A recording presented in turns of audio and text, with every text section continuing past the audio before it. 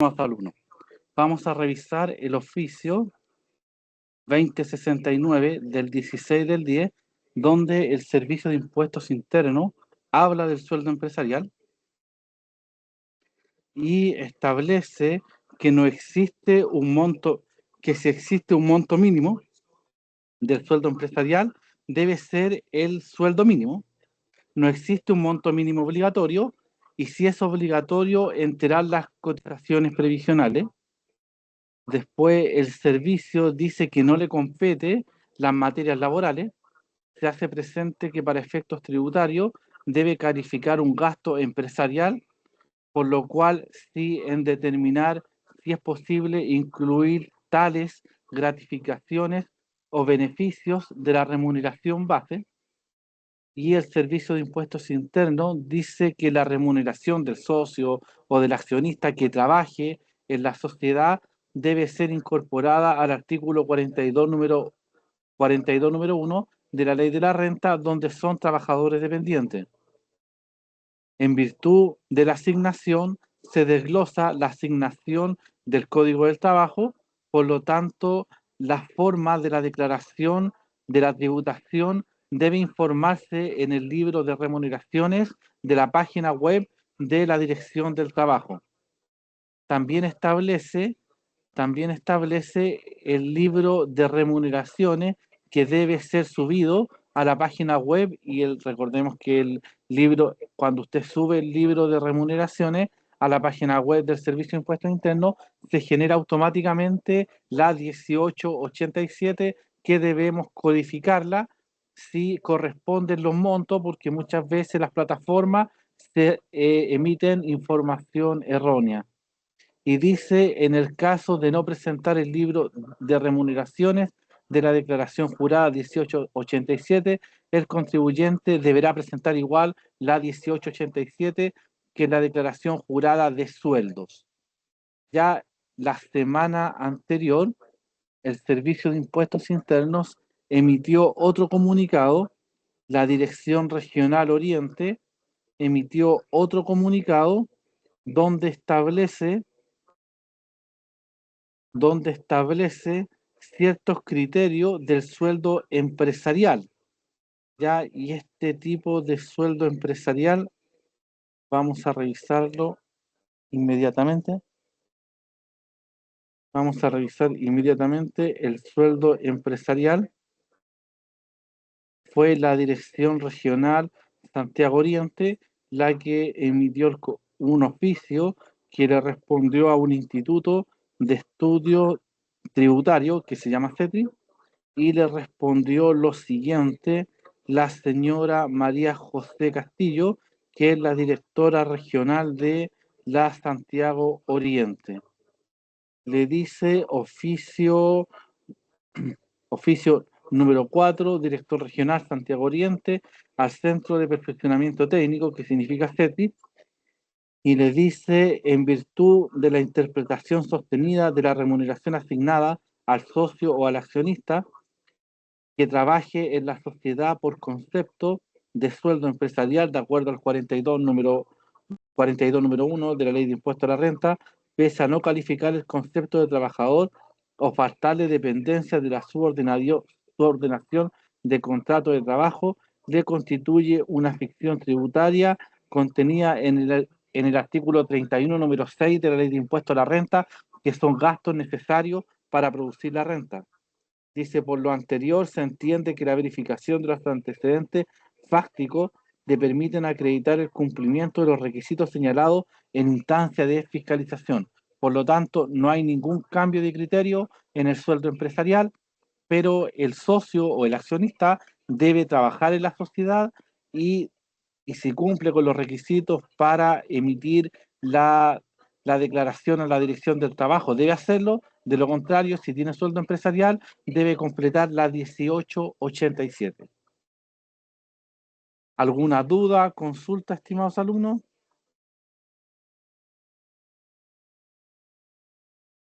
Este es el oficio 2069, sueldo empresarial. Ahora vamos Vamos a otro oficio. Profesor, yo tengo una consulta, buenas tardes. Sí, adelante. Sí, Bueno, la César. verdad es que vengo recién incorporándome, pero me nació una pregunta. Quisiera saber, en el caso de los zonas empresariales, sabiendo que se tienen que informar en la dirección del trabajo, también rige la condición de que si por alguna razón son menos de 5 trabajadores, no estoy facultado para informarlo, en este caso, trabajadores como zona empresarial, o es que sí o sí se informa. Perdón la consulta. Debe tener el requisito mínimo para informar. El requisito mínimo para informar son 5 trabajadores. Perfecto, gracias. ¿Alguna otra duda, consulta, estimados alumnos? Estos son los últimos criterios que va emitiendo el Servicio de Impuestos Internos para que va haciendo uso. Uno muchas veces se encuentra a la fiscalización por sueldo empresarial y aquí tenemos los últimos criterios que emite la autoridad fiscalizadora. Vamos a ir al oficio 2068, que es reemplazado por el 2272. César, ¿puede darle lectura a este oficio, por favor?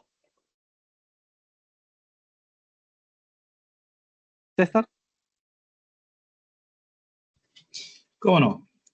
Ventas y servicios sobre el impuesto, artículo 3, Código Tributario, artículo 126 y artículo 128.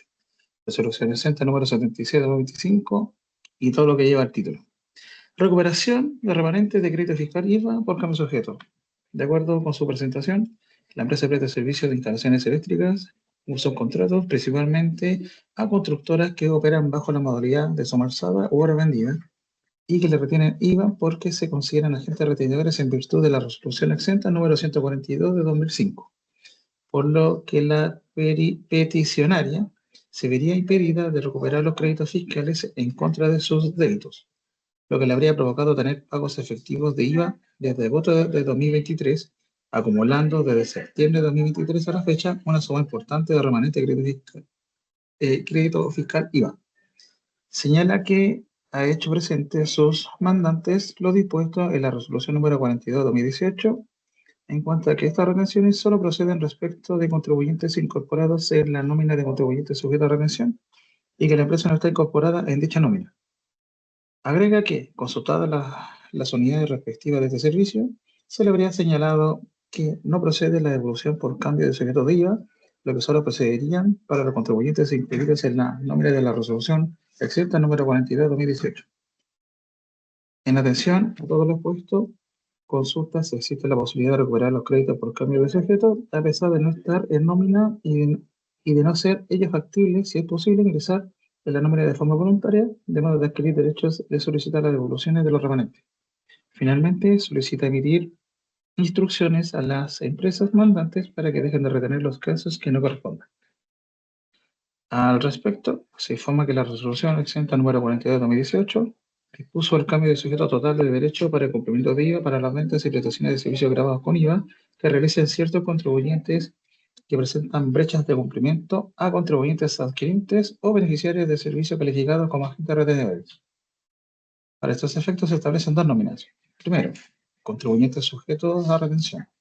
Los vendedores y prestadores de servicios que hayan sido incorporados a la nómina de contribuyentes sujetos a retención y que por tal motivo las ventas que efectúen y o servicios que prestan agentes retenedores serán estos últimos quienes deberán retener, declarar y enterar en actas fiscales el IVA de dichas operaciones. Número 2. Agentes retenedores. Contribuyentes incluidos en la nómina de agentes retenedores y que por tal motivo asumen desde su incorporación y conforme al inciso tercero del artículo tercero de la Ley sobre Impuestos a la Venta y Servicios, LIPS, la calidad de sujeto del impuesto, quedando obligados a retener, declarar y enterar en arcas fiscales el total de IVA de ventas que les efectúen y o servicios que le presten contribuyentes sujetos a retención. Ahora bien, para aplicar este cambio de sujeto, tanto el vendedor o prestador de servicio como el comprador o beneficiario de los mismos deben estar incluidos en la nómina precedentes, sin perjuicio que la resolución que exijan las referidas nóminas establecen que los agentes retenedores vigentes correspondientes a otros cambios de sujeto deberán efectuar la retención del IVA en las adquisiciones o utilizaciones de servicios que realicen con los contribuyentes incorporados en la nómina de los contribuyentes sujetos a retención de la resolución exenta número 42/2018. Lo anterior, en la situación del peticionario, no se cumpliría, ya que según señala en su presentación, no se encontraría incluido en la nómina de contribuyentes sujetos a retención. Por otra parte, este cambio de sujeto es sin perjuicio de los demás casos de cambio de sujeto dispuestos para otras actividades económicas que se encuentran vigentes, como por ejemplo el cambio de sujeto total de derecho del IVA en actividades de la construcción.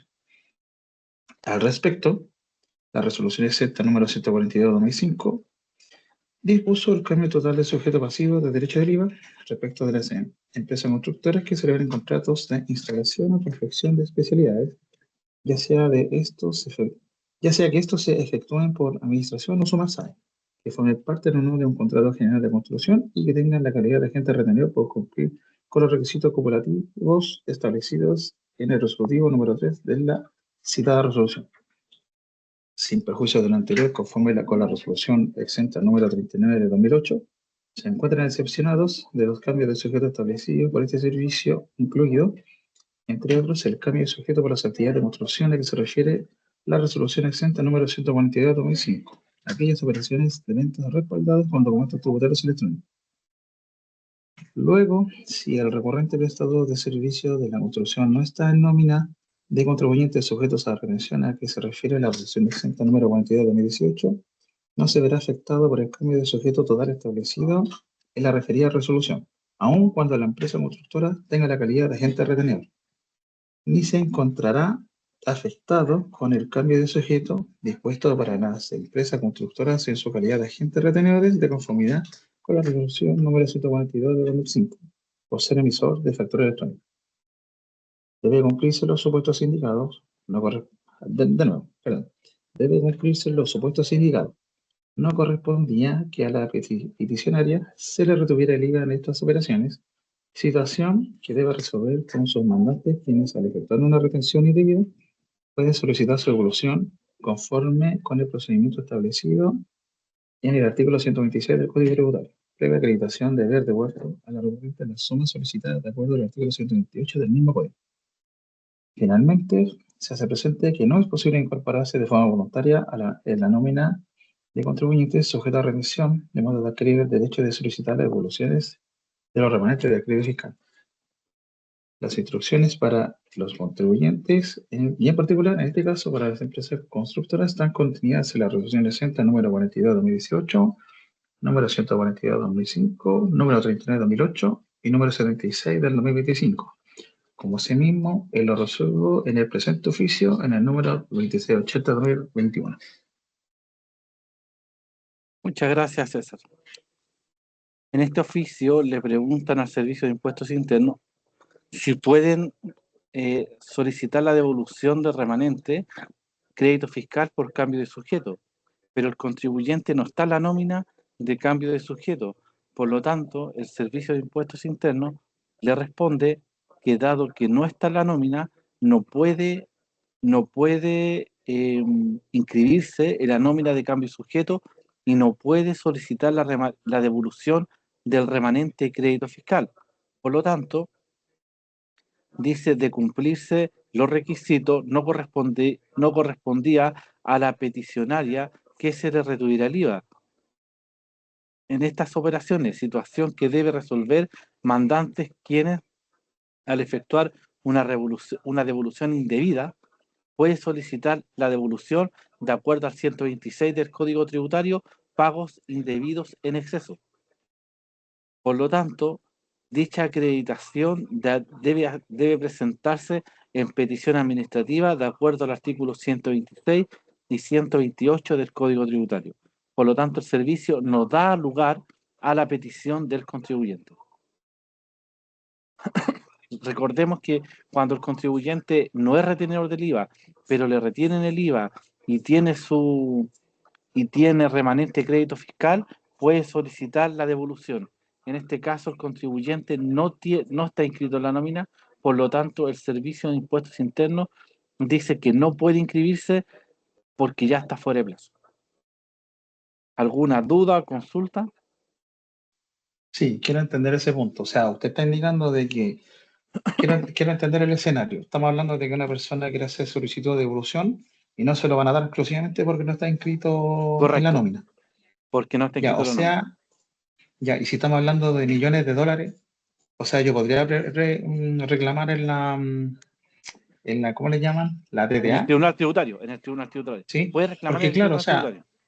claro, yo lo consulto porque si usted me está indicando de que efectivamente estamos hablando de que me retuvieron, yo no lo voy a poder solicitar porque no estoy inscrita.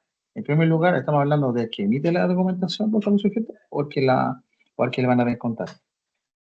Este es un contribuyente, es una Tam- constructora que opera en la calidad de suma alzada y por lo tanto la ya. peticionaria se vería impedida de recuperar el crédito fiscal. ¿Me explico? No se encuentra en la nómina y el requisito es que tiene que estar en la nómina. Ya, pero ¿cuál es? A ver, algo que quiero entender. Si la constructora no está en la nómina, pero le autorizan facturación con cambio sujeto, la factura en la que retiene, ¿quién está infringiendo? ¿Quién generó el error ahí? Para poder entender lo que estamos hablando, porque, sí, claro, o sea, me están negando solicitar el crédito fiscal. No estoy Claro, inscrito, pero sí lo que emito pasa es que factura. no es retenedor, no es retenedor. Por eso Pero sin embargo le autorizaron los documentos. claro, pero no es retenedor. Una es ser retenedor y lo otro es tener factura de compra. Son dos cosas diferentes. Eso quiero entender, ¿por qué es diferente? Porque debe estar en la nómina de agente retenedor para poder solicitar la devolución correspondiente. Debe Claro, estar en no la quiero, nómina, hay una nómina donde el contribuyente debe inscribirse. ya, estamos de acuerdo. Pero sí, entonces, ¿para qué tengo yo, para qué me autorizan, ya, el servicio de interno, poder tener facturas de compra, porque se llaman esas facturas, ¿cierto? Claro, En que me da la opción de retener el pago, ¿cierto? Porque lo voy a tener yo. En este caso es que lo emite. Y sin claro, embargo, no estoy autorizado. No sé si me claro. logro entender lo que quiero explicar, o sea, lo que quiero entender. Porque claro, o Sí, sea, le autorizan los documentos, pero aunque no esté inscrito, porque ya sea un error del contador, en este caso de la empresa, el servicio por debe estar, interno debe está estar aquí en el netamente punto así. número 2. Mira, debe estar inscrito en la nómina de agentes retenedores. En esta nómina debe estar inscrito. Nómina de agentes retenedores. O sea, En el artículo, y el director de servicio jamás no les va a darle así como la solución. Mira, ¿sabes qué? Efectivamente estamos hablando de millones de dólares en el ejemplo que le di. No le va, o claro, sea, literalmente no lo voy a devolver y voy a tener que ir a pelear con ellos. claro, hay que ver que cuando el Servicio de Impuestos Internos nos da lugar, debe someterse puede ir al Tribunal Tributario. Y el Tribunal Tributario llama al servicio a negociación y ahí se verifica, se revisa legalmente si corresponde o no corresponde. Pero en sede administrativa, el servicio está diciendo que no. La calidad del cambio sujeto quedan obligados a retener y declarar, enterar en arcas fiscales el total del IVA que les adeuden que le presten los servicios de los contribuyentes sujetos a retención. ¿Explico? Súper, súper claro, gracias. Perfecto. Vamos con el otro punto. Aquí tenemos una restitución de un 27 bis. Este oficio es del 27 del 11 del año 2025. A este contribuyente solicitó el 27 bis. Este contribuyente solicita el 27 bis y consulta si corresponde restituir el crédito fiscal asociado al inmueble. Según lo que desprende la consulta, la sociedad efectúa una venta de acciones, por lo tanto la sociedad está vendiendo exento de IVA. Y cuando la sociedad comienza a vender exentos de IVA, sale del requisito del 27 bis, que el requisito del 27 bis es se devuelve el 27 bis facturando afecto a IVA. Desde el minuto que el contribuyente facture exento, desde el minuto que el contribuyente facture exento, el contribuyente debe restituir el crédito fiscal, el remanente crédito fiscal. Aquí dice, por lo tanto, la enajenación de acciones de bienes incorporables de un hecho no grabado y el contribuyente comienza a facturar exento, debe restituir el 27 bis. Menciona, debe, conforme a lo dispuesto el 27 bis, de acuerdo a la instrucción de la circular 94 del año 2001. Por lo tanto, el contribuyente debe restituir el 27 bis en el formulario 29. ¿Alguna duda, consulta, estimados alumnos? Pueden consultar lo que estimen conveniente, estamos a su servicio. Aquí tenemos otro oficio de el crédito fiscal en gastos de fiestas o eventos y entrega de regalos a trabajadores. Este oficio es del 18 del 12 del 2025, justo en época de Navidad, y el Servicio de Impuestos Internos estipula en este oficio que para efectos de cuando un contribuyente recibe una factura, tenemos dos tipos de impuestos, el crédito fiscal y el gasto. Y el Servicio de Impuestos Internos establece que el crédito fiscal no corresponde utilizarlo porque estipula que es una factura que no corresponde al giro de la compañía, tampoco corresponde a activo fijo. Por lo tanto, el Servicio de Impuestos Internos estipula que las facturas que llegan por fiesta o evento a los trabajadores no pueden usar el crédito fiscal, pero sí pueden ocupar el gasto, de acuerdo al artículo 31, es un gasto necesario para producir la renta. Ya, por lo tanto, el servicio aquí abre el corazón a la ley y dice el 23 número 1, se le otorga derecho al crédito fiscal soportado a las operaciones que recaigan especies de bienes corporales muebles destinados a la forma de su activo razonable o aquellas relacionadas con el gasto general sin ningún tipo de relación con el giro. Por lo tanto, el criterio del servicio es que los gastos de fin de año no tienen ningún tipo de relación con el giro. Por lo tanto, no pueden ocupar el crédito fiscal. El párrafo 3 del artículo 41 dispone que se entera que las operaciones no guardan relación con la actividad del contribuyente cuando se destinen para diferentes aquellos que constituyen un giro de actividad habitual. Por lo tanto, el servicio, para tener derecho a crédito, aquellos gastos de tipo general indispensable que existan de la manera directa del desembolso a aquellos contribuyentes, no todo gasto necesario para producir la renta. Al contribuyente no le permite ocupar el crédito fiscal.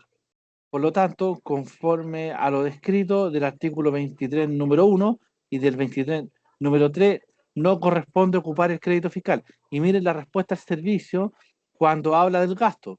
Las operaciones podrán rebajarse como gasto en la renta líquida, siempre que cumplan los requisitos del artículo 31, número 2, que son los gastos necesarios para producir la renta. ¿Alguna duda, consulta, estimados alumnos? Estimados alumnos, hemos visto 4 oficios. Sí, adelante. Disculpa, te iba a hacer un alcance, porque resulta que escuché yo que para mandar el libro electrónico, creo que era, en la dirección del Sí, trabajo, había que tener más de 5 trabajadores y eso era obligación. sí, Ya. El tema, creo yo, no sé si estoy equivocado, es que cuando usted tiene 5 trabajadores y está obligado a mandar el libro, pero el mes siguiente tiene 4 trabajadores o 3 trabajadores, tiene que seguir enviándolo igual. claro, correcto. Cuando ya lo envió, pues, claro. Porque con una vez que usted tenga 5 trabajadores y esté obligado a enviarlo, queda de por vida de poder mandarlo, tenga uno o tengas 10 o tenga lo que tenga, po. ¿O Correcto, no? Manuel. Correcto, Manuel. Cuando la primera vez que lo envió y después tiene 2 trabajadores o un trabajador, tiene que continuar enviándolo. Correcto, Manuel. Estoy de acuerdo. Ya.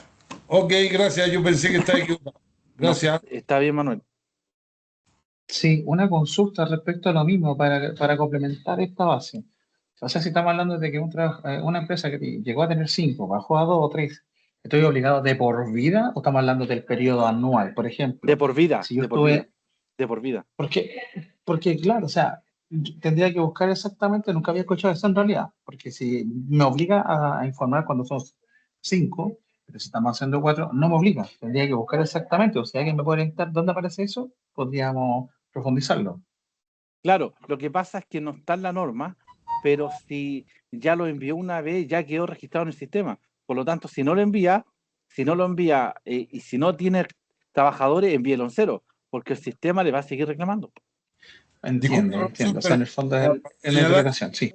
para señalarle al colega el tema, cuando usted lo hace por una vez, está obligado a seguirlo haciendo, porque la persona que quedan tienen que tener los datos para hacer la declaración jurada a final de año de la elección del trabajo. Entonces está obligado desde que empieza con 5 personas o 6 personas y después tiene una, obligado a presentarlo de la misma manera, de por vida. Ya, Correcto. es que ahí es donde yo tengo la duda respecto a lo que están hablando, porque puedo entender correctamente que efectivamente en el mes de febrero, como de ejemplo, tenga 15 trabajadores, porque contraté 10 personas, y en el transcurso, llegando a agosto, me quedé con 2. Entonces, por supuesto, si yo quiero facilitar mi trabajo, voy a estar obligado yo a informar los libros de la Dirección del Trabajo para que después, si hizo por interno, saque la información y la pueda procesar. Pero muy distinto sería, a modo de ejemplo, que el año siguiente no supere los 5 trabajadores, entonces no estaría obligado a informar los libros. A eso básicamente me refería. No sé si estaré muy confundido respecto a eso. Claro, César, como bien afirmaba Manuel, y se le respondió, cuando usted ya informó a la inspección, usted ya quedó registrado. Por lo tanto, aunque tenga 2 trabajadores, 3 trabajadores o 4, tiene que continuar enviando igual porque ya los envió. Perfecto. Agradecido por la aclaración. Muchas gracias. El crédito fiscal, eh, el crédito fiscal, cuando la empresa, no todos los contribuyentes compran regalos a los trabajadores, pero hay algunos que sí, por lo tanto, tienen que tener cuidado a la hora de registrar el crédito fiscal cuando reciban este tipo de facturas. Profesor, Y sí, disculpe, a mí me pasó en una oportunidad que yo compraba, o sea, la empresa compró 20 cajas de regalo en los supermercados para sus trabajadores, ya, ¿ya? Y el dueño tenía 7 trabajadores. ya, Impuestos Internos lo llamó y tuvo que acreditar que las cajas que había comprado eran para los trabajadores, hubo que llevar los contratos de trabajo y le rechazaron la factura porque había comprado más cosas que las que los trabajadores tenían, que mm, tenía trabajadores, tenía 7 trabajadores, por lo tanto, 7 cajas era lo normal. claro, Pero él le regaló al jardinero, le regaló al que cuida los autos, a dos con... Entonces, si bien es cierto, uno puede colocar no recuperar el IVA, pero sí acreditar el gasto, pero también en algunas ocasiones el servicio rechaza el gasto porque son excesivamente altos o no corresponden al el personal o a la empresa. claro. Es que ahí va de acuerdo a la cuantía.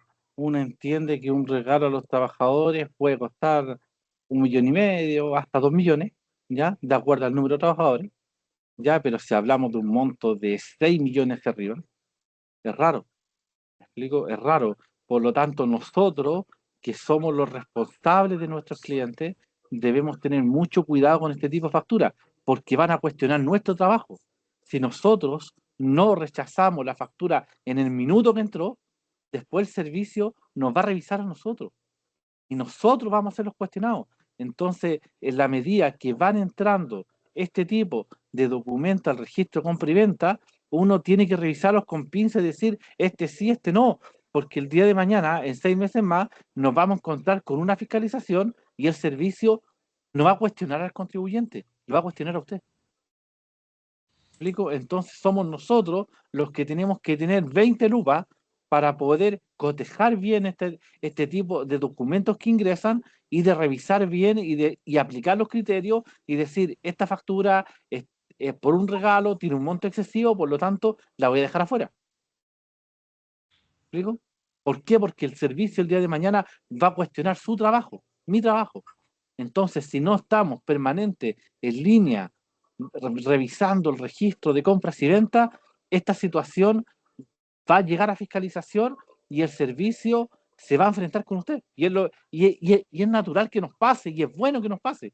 ¿Me explico? Pero a medida que avanza el tiempo, se va abriendo la trazabilidad. Va a llegar un minuto que todos los contribuyentes van a tener que ser fiscalizados, independiente que el servicio esté colapsado, ¿no?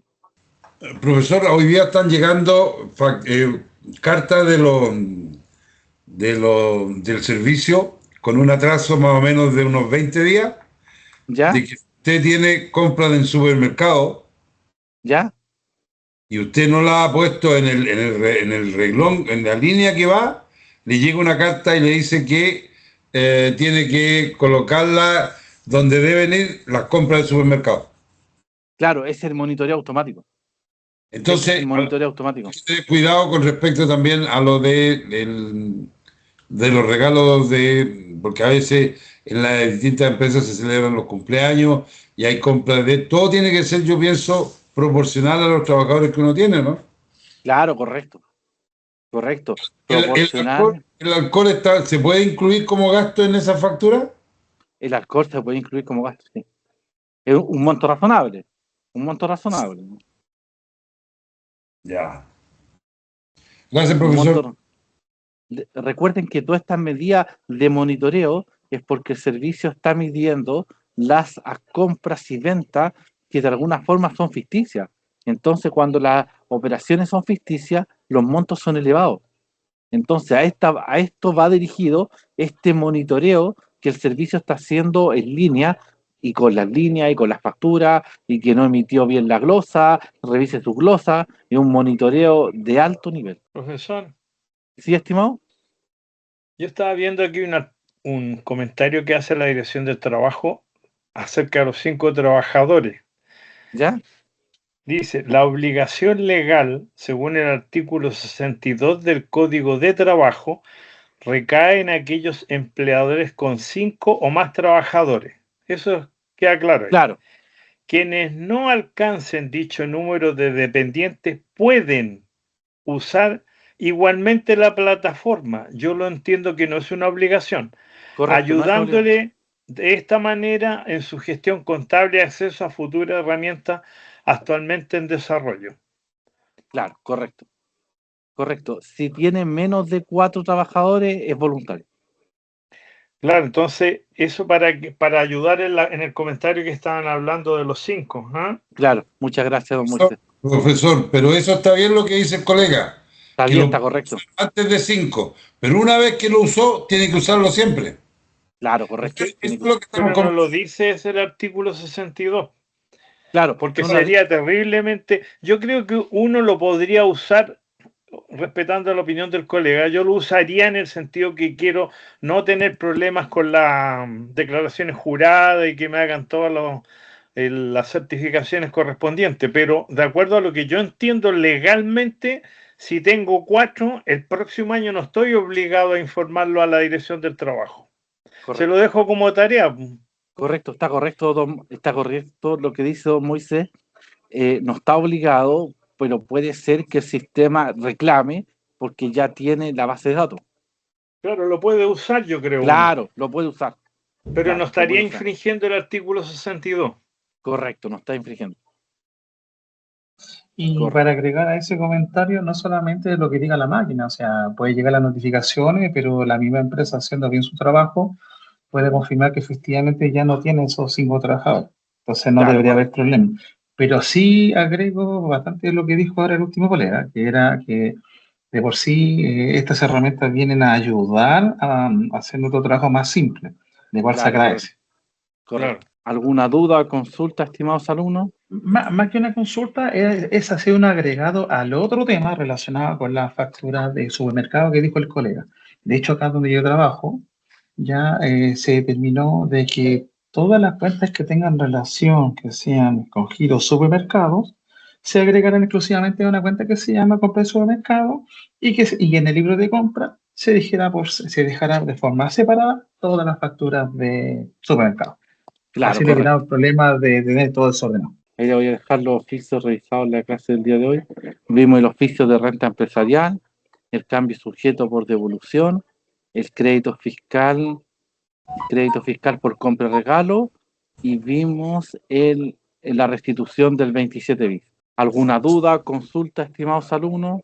Estamos a su servicio. El último oficio del sueldo empresarial fue aclarado por la directora de la Regional Oriente, María José Castillo, y ella estipula que no hay ningún cambio del criterio que actualmente tiene el Servicio de Impuestos Internos. Estimados alumnos, también les comunicamos que la primera semana de marzo vamos a lanzar los cursos de Operación Renta. Ustedes, como son nuestros alumnos, va a ser a un costo bajo para que todos puedan tener acceso del curso Operación Renta. Va a tener un costo bajo de 50.000 pesos para ustedes.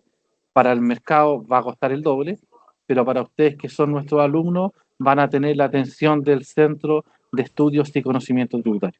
Muchas gracias por su sintonía. Centro de Estudio y Conocimiento Tributario a su servicio.